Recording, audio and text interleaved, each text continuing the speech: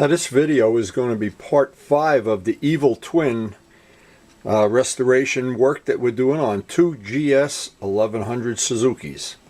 And on this video we're going to try to show some of our tricks, some of our tips, some good information you can share for cleaning out the carburetors. Now, one of the things that's always helpful if you're going to do any work on a motorcycle is having some factory manual with the specs. The reason I want to have the specs on this is as I take these carbs apart, and what I've done on the previous video is taken them off the motorcycle, I want to do a thorough clean out on them. Now, they supposedly, and again, I don't know this, see, this is the stuff you never know. The fellow I bought this bike from, this is the second bike of the Evil Twin project, he told me after I had paid for it and after we had loaded, he said, "Oh, don't forget, I put a $150 jet kit in that bike. Oh, it's got all special jets." Well, and to back up a little bit, when I rode the bike, yeah, it felt maybe it was a little faster than my bike, but I didn't know. You know, not racing days are over here. So what I did want to have with this is, I know, here's the big example. I know you cannot buy this assembly of carburetors brand new from Suzuki anymore. So they're gone. They're like dinosaurs. So the fact that I have a spare set, the fact that I have a spare bike is really to my advantage because I've had this GS since it was new. I plan to have it. As Luciano says, they're going to bury us. He's going to get buried with his triple. I'm going to get buried with this. But what I did off camera, I took it off the bike, and we had some good information on the previous video, part 4 of the Evil Twin. Today I want to take this apart using the way that Luciano has showed me, and Kenny Augustine, combination of information I've gotten from several people. It's relatively simple. If somebody shows you how to do it, shows you what the pitfalls are, you probably would have no trouble doing it yourself. But job one, once you get the carbs off the bike, obviously you want to clean them. Now, a thing that's very handy to have, very inexpensive, and you can get from Harbor Freight is a set of really good magnifiers. What these allow you to do, before I do anything, is to look down into the carbs, into all the little jet holes, any little spot. This is way bigger than a magnifier would be. And see if there are any corrosion or, God forbid, a dead mouse or something in there. And actually, these look pretty good. Now, since a lot of the work I'm going to be doing is with carburetor fluid, anytime I'm using carburetor fluid, I want to have safety glasses. And I've already cleaned the outside of the carbs using a couple of cans of this. I did it in a kitchen sink using little paint brushes and wire brushes and compressed air so that they'd be clean to start with. I didn't want to start with something that's just goopy and everything, just for my own benefit. Now, here's a couple of the things that, before I even get started on this, that you can do ahead of time. Now, there's all of these little screws that they can really be a pain to get out. And a lot of times what you have to do, if you find one that's really not going to be your best friend, and that one is tight, and you don't want to strip them,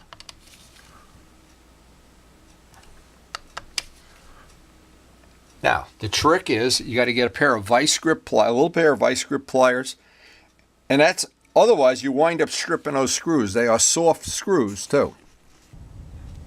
Now the reason I say to do this, because once you strip these screws, and I really don't like using an impact driver on carburetors.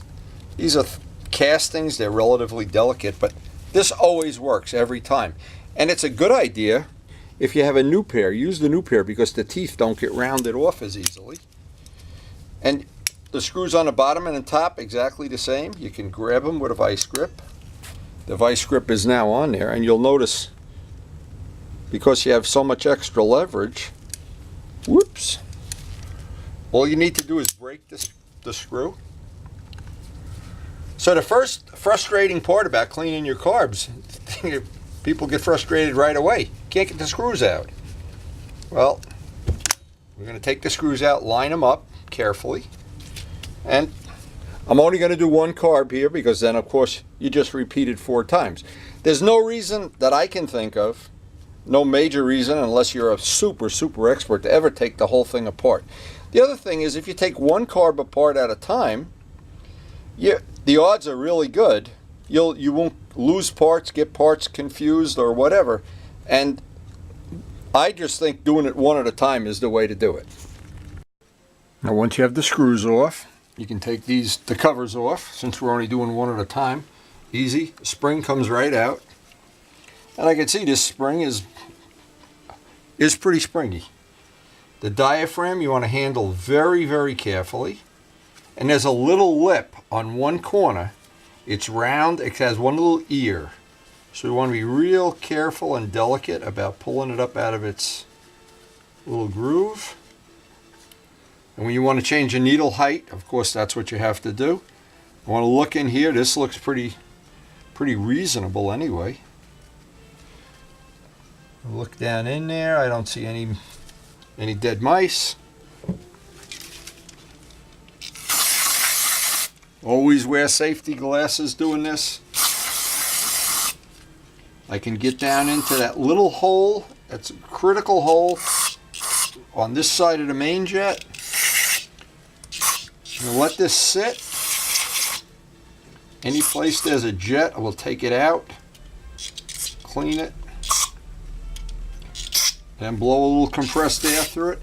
All of these holes are tiny and microscopic. And obviously, good idea, which I have in the shop, is a fire extinguisher near, because this is flammable material. Basically, if you have a hot engine, don't ever put this on a hot engine. You'll see why the minute you do. It could ruin your whole day. Okay, so now the trick is I'm going to let this sit. I want to look at this. And since I don't want to change the needle setting, if I did, there's a circlip in there if you have a jet kit. Or what people do, and what I've done, is put washers under the needle. Well, we don't need to do that. We're trying to leave these just the way they are, since our other set does have work on it. That can sit, and we'll clean this up. So from this end of the carbs, we'll just take this over to the sink. And I'll show my little thing for cleaning this up. And that's just a cosmetic thing, because I'm going to spend about 5 minutes just let that parts cleaner just do its job. Now this is just something I'm doing. It's because I have the part off. It'll make it a little more attractive when it's all put back together. And I want to let that carburetor cleaner sit. As it's sitting a few minutes, dry that off. These parts come out pretty nice. Doesn't take a lot. They come out real nice. Now the carburetor cleaner has done its job.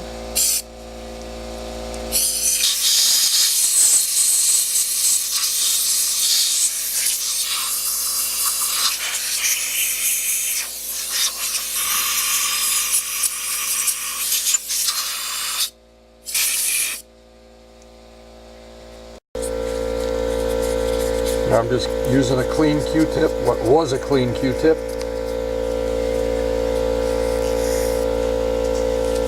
I don't want to have any grit or dirt in here.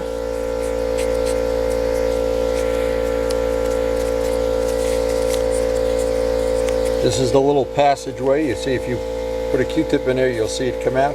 That's where it pulls the air that moves the diaphragm.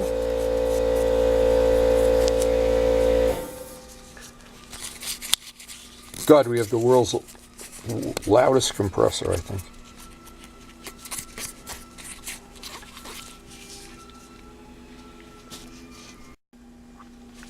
And again, there's that little ear on this, and you want to be ultra careful. In fact, let me get a clean rag here. I want everything as clean as possible, of course. Use a multitude of microfibers. Clean is your friend. I want to line up that little tang. Want to make sure, get that dropping right in there.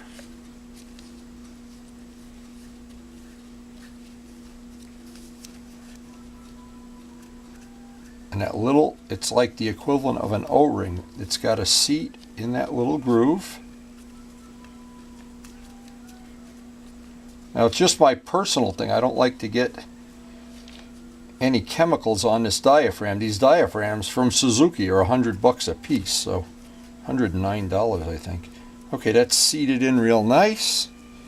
Now we got our spring, and we got our cleaned up. That's got to go in that little tang.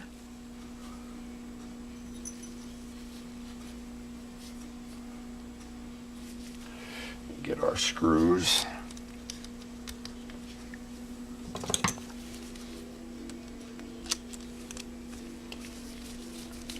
Now, like any assembly disassembly, you probably want to tighten each one just about hand tight. And again, these are delicate.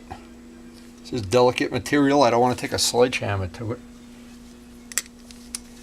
I do like to do a crossing pattern.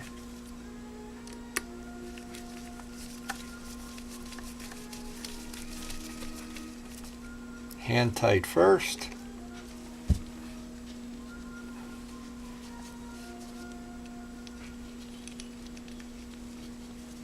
Good idea to wear rubber gloves when using any of these chemical things.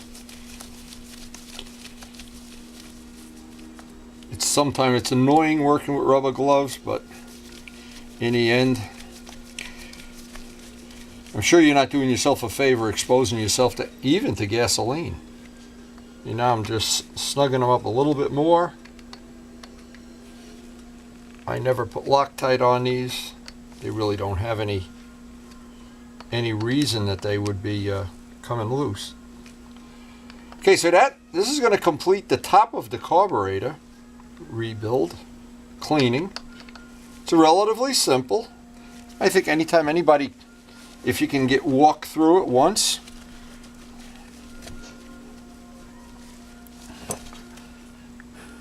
and that now even just looks a little nicer with the top cleaned up like that. And it's not a big deal if you don't do it. But now, next thing is going to be, before we go on to the next step, get rid of these dirty Q-tips, I want to do a diaphragm check. Diaphragm check means I'm going to let go of that. I want to see it come down.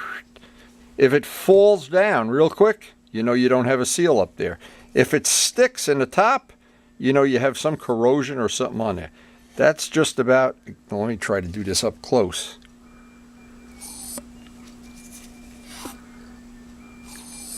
Because remember what happens with all of these carburetors from bikes of this era, especially the 4-cylinder ones. You open the throttle with a cable. But guess what? That throttle cable does not open the throttle. It just releases the vacuum in here that picks it up at a rate that the bike, in theory, can take the fuel. And the other half of the job is to renew the bottom of the carburetor. Now, it's a good idea if you bring these in the house or in your shop. Here's a great idea. Drain the float bowls, which I've already done. I don't want to bring any gas. I really don't like having anything flammable in the house. Bad enough we got to use this parts cleaner.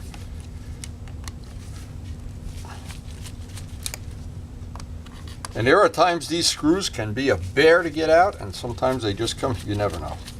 Probably a little WD-40 on it the night before you do this wouldn't hurt. I'm just thinking, just common sense would tell you that. And the reality is if you have, oh, there. Now sometimes these don't pop. And the gaskets on these can be really hard to find or expensive or both. So I like to really be careful that I don't destroy the gaskets. Because at the end of this, we're going to do a leak test. Over a sink, of course. Yeah, gasket looks like it came out beautiful. Beautiful. Wow. Who knew? Maybe it is our lucky day. This came across. Wow, it doesn't even look that dirty to be. That's unusual that it's that clean. So maybe these carbs are in really good shape. But let me just show the rest of this, and we got to see if we have a jet kit in here. Now, probably the easiest step on a whole job, assuming that gasket is intact and you haven't ripped it or torn it, and never put a gasket back that's any chance that it's going to leak. And I'm going to let some of this sit in here, because here's what happens. I'll just let that little amount sit in there. What happens, all of the stuff that gets down is down in that where you can drain the float bowls. So I want it to soften up, and then I'll turn the compressor up to 100 pounds. Try to clean that out a little bit with a Q-tip.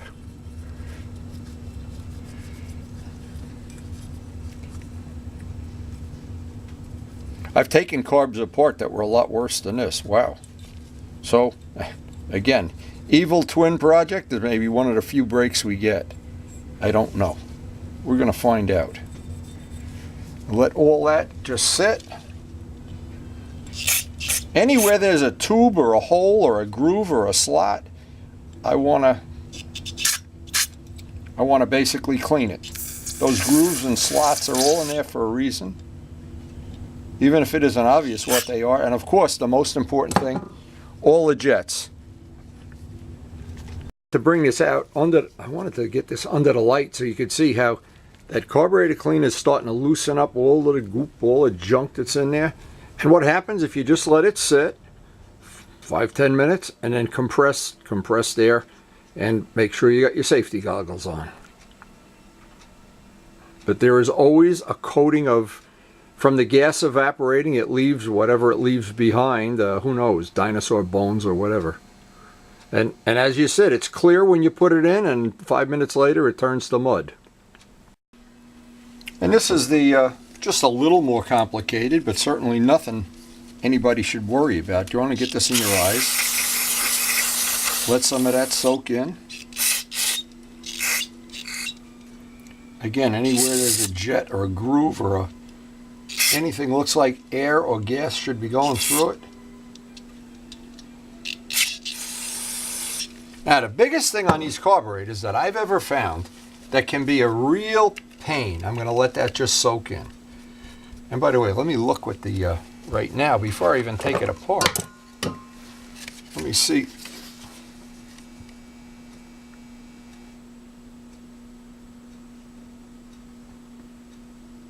Well, that makes that an easy decision. It's a stock main jet. So that guy was just lying. I don't think there's a jet kit in this. I think it's probably all stock. But we'll check it against the manual. Okay, and on a lot of these, there's a little rubber plug. This is just another thing that has to be cleaned. As long as we're going to let this material set.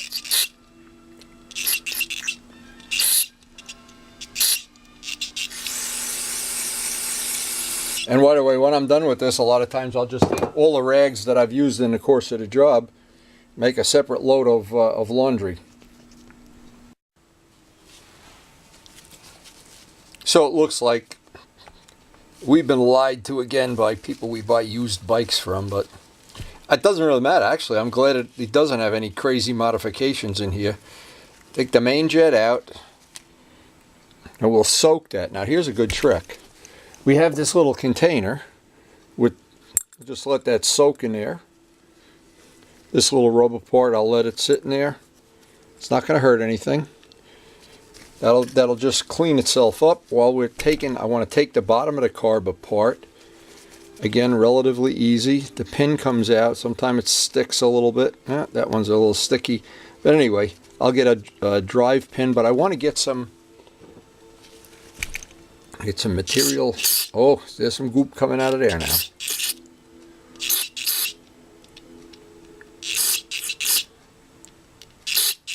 Anywhere there's a hole, anywhere there's a jet. And do not get this stuff in your eyes, boy, whatever you do. And when you're done, throw your clothes in the laundry, they'll stink. But your bike will run better.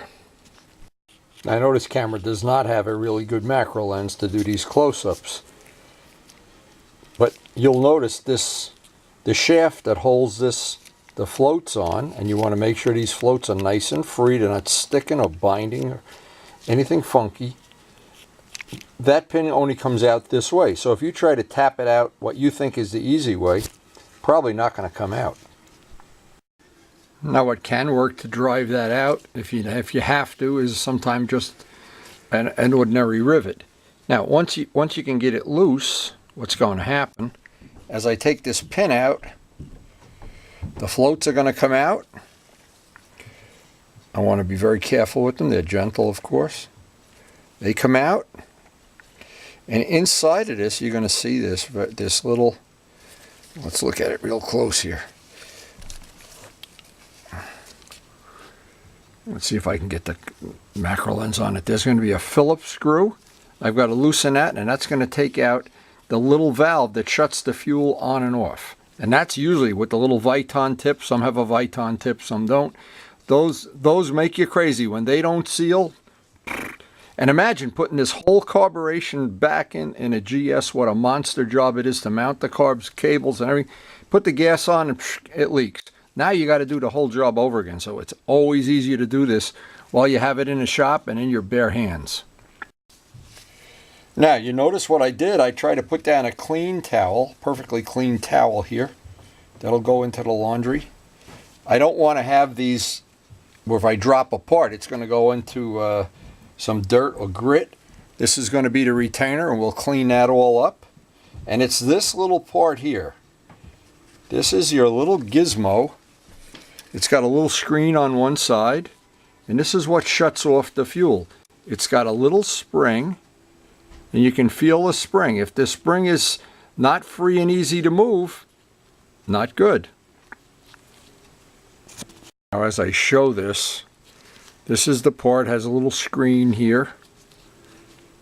And then here's your little piece.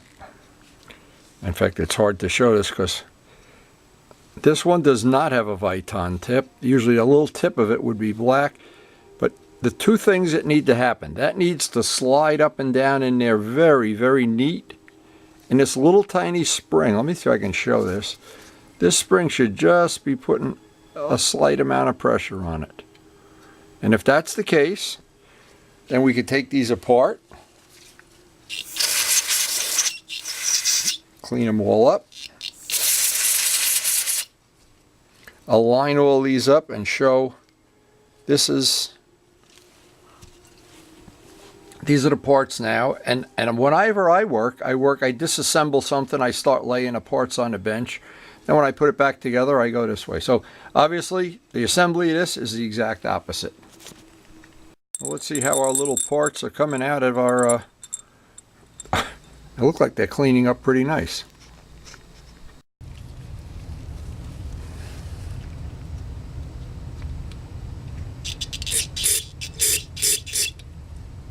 Now I like to flush all these jet holes both ways.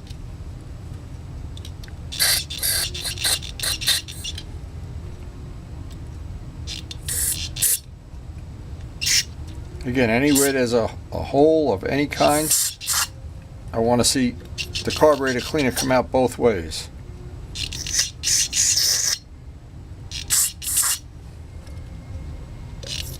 And hopefully that gets out most of the stuff. Now we'll just air dry this, and it's going to be a question of, and as I put the parts on the table here, that way I got it there, you pretty much can see we're going to start at one end of it, just assemble them back in that position.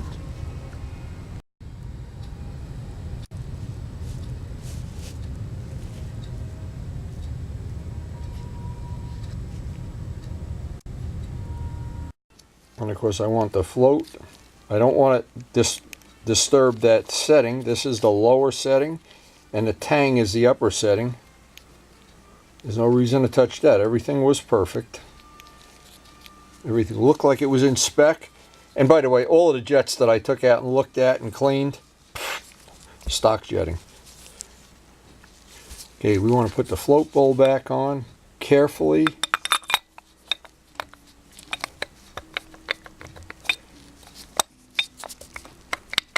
I don't want to cringe that gasket in any way.